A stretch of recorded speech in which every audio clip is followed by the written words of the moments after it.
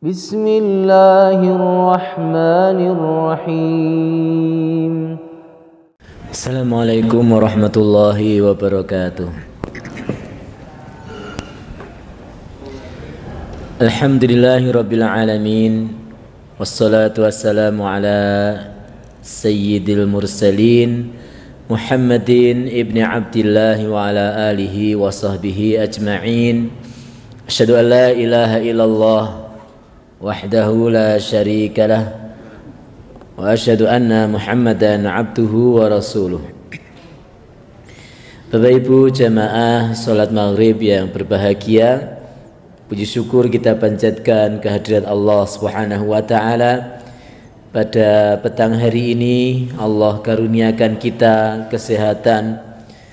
Allah masih sematkan di dalam dada kita nikmat iman dan Islam, dan semoga nikmat ini benar-benar selalu berada di dalam dada kita sampai akhir hayat kita nanti.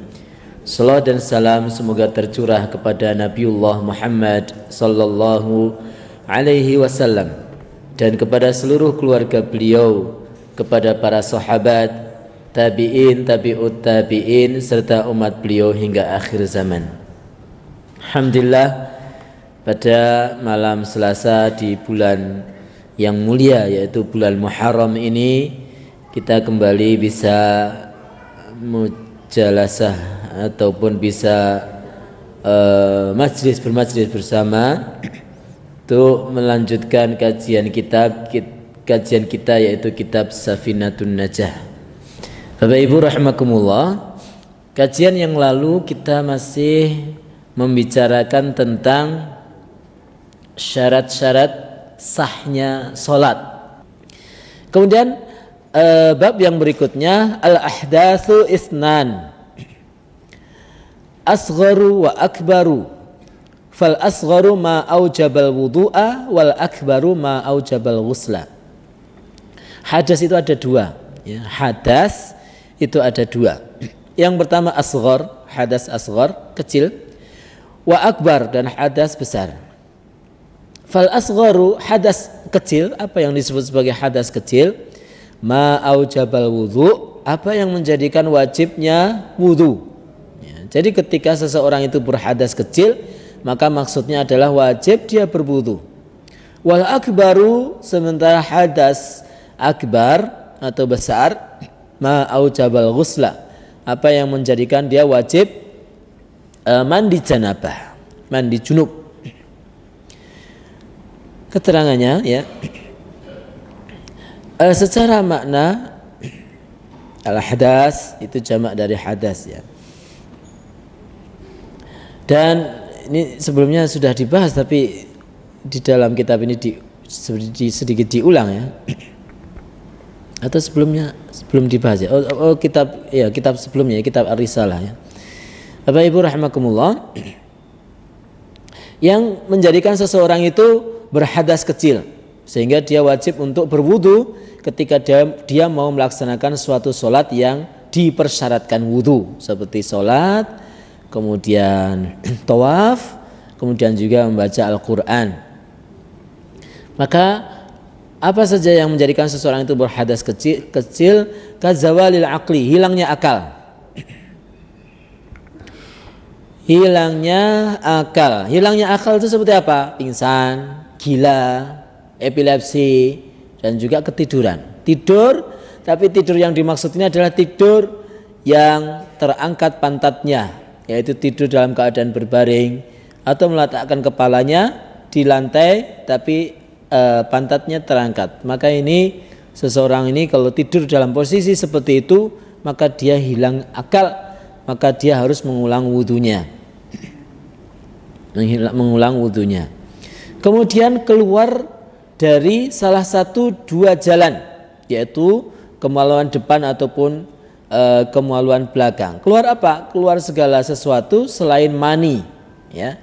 Jadi keluar apapun, segala sesuatu dari kemaluan depan ataupun belakang, maka menjadikan orang itu berhadas kecil. Maka kalau dia mau sholat, maka dia wajib berwudu terlebih dahulu. Seperti kentut kencing, buang air besar, kemudian mungkin bahkan darah, ya, darah keluar dari kemaluan atau batu. Ada beberapa orang yang kencing batu, gitu. Atau mungkin kencing paku, ya itu yang baru viral ya, di bisa mengetok ke paku, ya.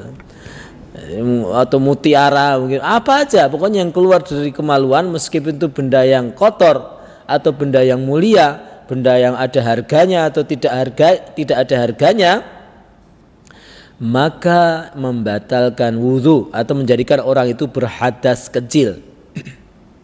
Berhadas kecil, dia tidak boleh sholat, tidak boleh menyentuh Al-Quran, menyentuh mushaf, tidak boleh tawaf kalau mau tawaf sebelum berwudu terlebih dahulu. Sementara mani, ya, mani bukan menjadikan orang berhadas kecil, tapi menjadikan seseorang itu berhadas besar. Wal akbaru, kemudian yang berikutnya hadas akbar atau hadas besar, ma wajaba bisababihil ghusl. Seperti apa? Haid dan junub. Haid itu maksud kalau kita membahas masalah haid itu ya termasuk di dalamnya adalah nifas. Karena nifas itu kadang-kala juga disebut dengan haid. Janabah, junub. Junub itu karena beberapa hal. Yang pertama karena keluarnya air mani, yang kedua karena hubungan badan, yaitu masuknya kemaluan ke kemaluan yang lain.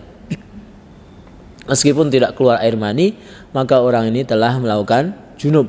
Tapi kalau tidak berhubungan badan, maaf, hanya sekedar ciuman, hanya sekedar pegang-pegang, maka dia hanya berhadas kecil. Karena dalam mazhab Syafi'i menyentuh lawan jenis yang bukan mahramnya itu, seseorang itu berhadas kecil tapi tidak berhadas besar. Tapi kalau sampai lanjut ke hubungan badan, baru dia berhadas besar. Jemaah yang dirahmati Allah Subhanahu wa taala, ini adalah bab yang kedua. Kemudian bab yang berikutnya yang kita bahas malam hari ini adalah aqsamul aurat atau pembagian aurat. Al-auratu arba'un. Auratur rajuli mutlaqan wal amati fis shalah. Aurat itu ada 4. Yang pertama, auratnya seorang laki-laki secara mutlak dan budak perempuan di dalam sholat. Ya. Auratnya seorang laki-laki di dalam sholat itu apa saja? Auratnya budak perempuan di dalam sholat itu apa saja? Yaitu ma bainas surrati war rukbati. Auratnya adalah antara pusar sampai lutut. Antara pusar sampai lutut. Kemudian yang kedua, wa auratul hurrati fis shalah. Auratnya wanita yang merdeka di dalam sholat. Auratnya wanita yang merdeka di dalam sholat, yaitu jami'u badaniha ma siwal wajhi wal kaffain, seluruh badannya selain wajah dan kedua telapak tangan. Kemudian yang ketiga, wa auratul hurrati wal amati indal ajanib. Auratnya seorang wanita yang merdeka dan seorang budak wanita di depan ajnabi. Ajnabi itu maksudnya bukan mahram, ya, bukan mahram. Apa? Jami'ul badan, seluruh tubuhnya. Seluruh tubuhnya. Wa inda maharimihima wan nisa. Sementara auratnya mereka ini, ya. Mereka ini maksudnya adalah wanita yang merdeka dan budak wanita di depan mahramnya, wan nisa, dan di depan sesama wanita. Di depan mahramnya dan di depan sesama wanita. Itu auratnya apa? Ma bainas surrati war rukbah. Antara pusar sampai lutut. Itu auratnya seorang wanita di depan sesama wanita dan di depan mahramnya. Tapi Bapak Ibu rahimakumullah, perlu ada penjelasannya di sini ya. Segala sesuatu yang menimbulkan syahwat meskipun dengan sesama jenis maka harus ditutup. Karena saya awalkan ini, nanti jangan ada yang tanya, lah terus payudara di depan sesama wanita enggak aurat Ustaz? Ya kalau itu memang menimbulkan syahwat, menimbulkan fitnah, ya ditutup. Ya, bahkan juga laki-laki. Tadi kita sampaikan, laki-laki di depan laki-laki auratnya dari pusar sampai lutut. Tapi terus tidak boleh, terus boleh menampakkan dada laki-laki di depan dada laki-laki. Kalau menimbulkan syahwat, apalagi di zaman banyaknya LGBT zaman sekarang, ya loh. Laki-laki itu kadang-kala bisa membuat syahwat sesama laki-laki, ya harus ditutup. Jangan kemudian ini kan bukan aurat ya. Bapak Ibu yang dirahmati Allah SWT, ada beberapa penjelasan di sini. Yang pertama tadi adalah auratnya seorang laki-laki umum ya, dan budak. Ya, kalau budak sekarang udah nggak ada ya. Adalah tadi dari pusar sampai segala, pusar itu maksudnya seluruh sekitarnya. Pusar berarti muter ke belakang. Ya, muter belakang jalan. Kalau misalnya pakai apa jenenge penggaris atau apa, atau pakai pensil itu puderi gitu, supaya jenengan tahu belakang auratnya jenengan berapa sampai mana. Karena kadang-kadang ada anak-anak muda itu nyun sewu lutut macam sujud itu belahan ya, belahan pantatnya itu kadang kelihatan, itu kan udah di bawah pusar itu ya. Jadi pusar ke belakang itu berarti di atas, maaf, belahan pantat. Ketika ada orang laki-laki, apalagi perempuan ya, sujud kemudian ada belahannya kelihatan, salatnya tidak sah karena dia tidak menutup aurat.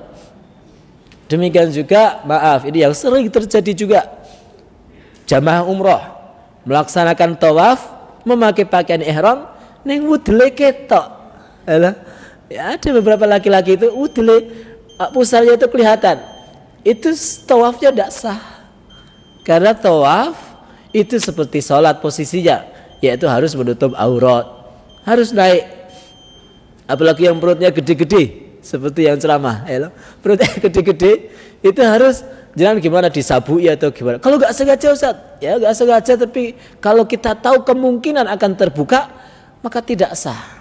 Ya, kalau kita tahu kemungkinan nanti akan terbuka meskipun tidak sengaja, maka tidak sah. Harus diperkirakan nanti ketika kita gerak, ketika sujud, ketika ruku, itu tidak terbuka aurat kita. Bapak Ibu, tentu masalah pembagian auratnya harus kita jelaskan di pertemuan yang akan datang supaya lebih jelas lagi. Semoga Bapak Ibu diberikan umur yang panjang, diberikan kesehatan lahir batin, dan kemudahan dari Allah SWT dalam menjalankan segala syariat-syariatnya.